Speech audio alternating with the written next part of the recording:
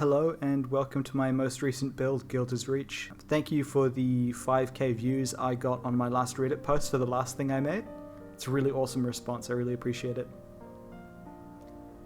Here is some time-lapse footage, but if you'd like to just go straight to the reveal, skip to 7 minutes and 55 seconds.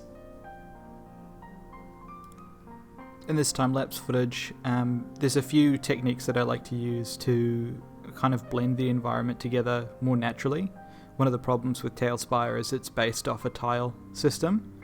It's not really a problem, but it's something that you kind of have to work around if you want things to look nice and natural. I tend to make these really nice gradients with overlapping stone. The sandy desert stone looks quite good for that, I think. It's just very often about making textures, different textures, so you've got a bit of variety in your image. Helps you blend the harsher lines of some of the tiles.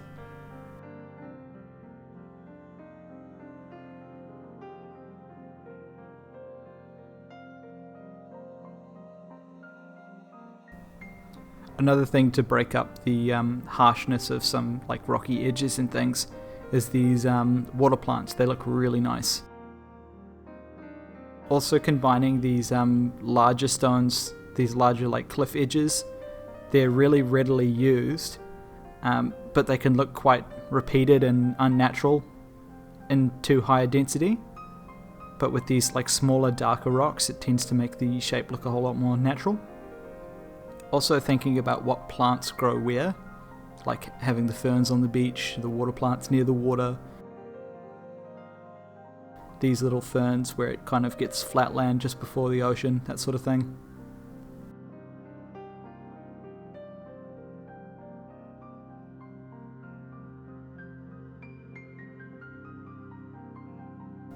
Sometimes I find it really helps to make some prefabricated trees and things, so you can scatter them around your terrain rather quickly. Takes much less time, and just by rotating it 90 degrees it looks like a different tree.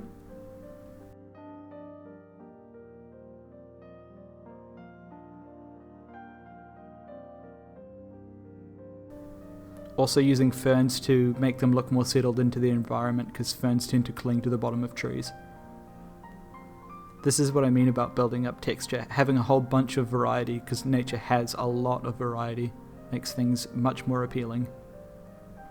At this point I hadn't decided to do anything particularly Elven, but I noticed that I had trouble making like a proper big bushy god tree, because that's something I wanted to do, like a nice old ancient tree. So I decided I'd make one that had been burnt down, because at least I can make the base, the roots, look really cool with the current set that we have.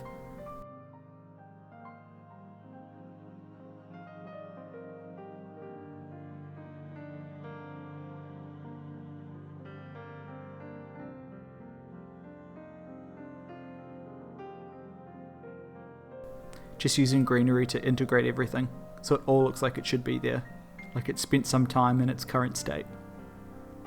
At this point I wanted to introduce a little bit more fantasy to the setting, because what we have so far is just some hills and trees, but now to add some verticality to make it really feel fantastical, I guess. Extreme verticality is a really good way to add some true, literal high fantasy. I'd imagine our world would look very different if we could build using magic, so it's something to bear in mind.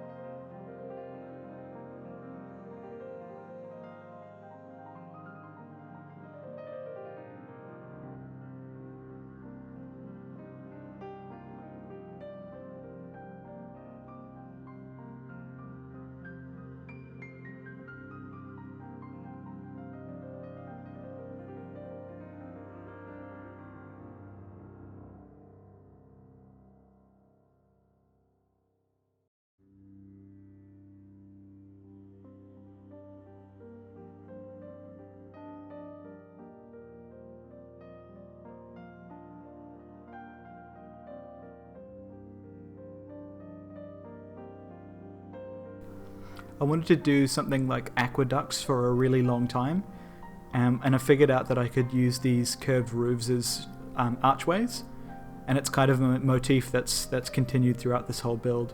I think it looks quite grand. The marble set suits this really well. I've basically just expanded on the idea of these archways. I think you'll notice that there's a lot of deleting and undoing. I very rarely set in line one idea and stick with it forever. There's a lot of things here that have been deleted and replaced several times, and I think you have to be prepared to do that to try and refine your design.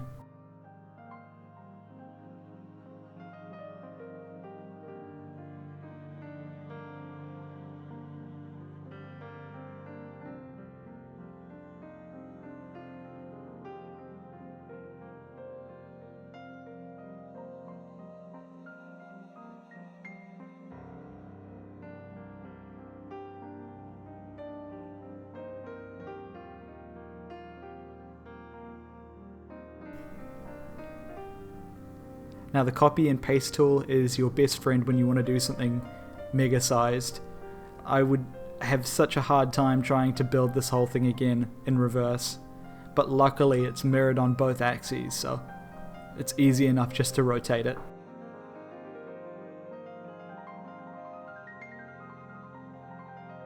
Doing a bit of environment planning, like setting out your city, is a good thing, as long as you don't get stuck into it too much and you're happy to replace it and do something different. A lot of these buildings don't stay in their current positions. Their general design stays, but they don't stay in the same positions for a lot of them. You've also got to think about how practical the environment could be. I mean, you do have magic, but not everybody's going to have access to it, that sort of thing. So I decided I'd put an elevator.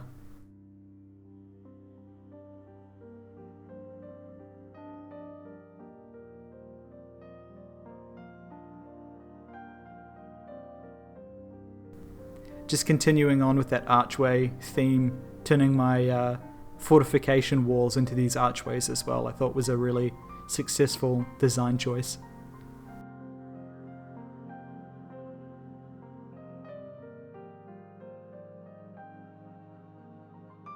So unfortunately at this point, I had a hard drive completely fill up without me realizing, and I missed a lot of the footage to do with detailing the actual city.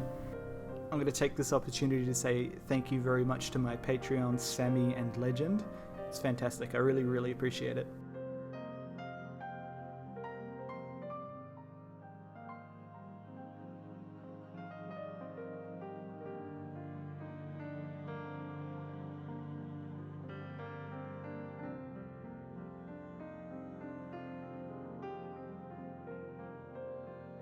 Here's a little market hidden underneath the palace, right in the center of the town. Notice none of the houses have places to sleep. Elves don't sleep in D&D, they meditate. So there's lots of cushions placed around, but that's about it. There's a beautiful palace. And a school of magic. The banquet hall in the middle there, and some housing below. And a throne room right at the back there, the very big building's the throne room. And some private quarters at the other end. Alright, thank you for watching my video. If you like the work, give me a like, subscribe. If you're feeling extra generous, I have that Patreon, I'll have it linked in the description. Thanks again.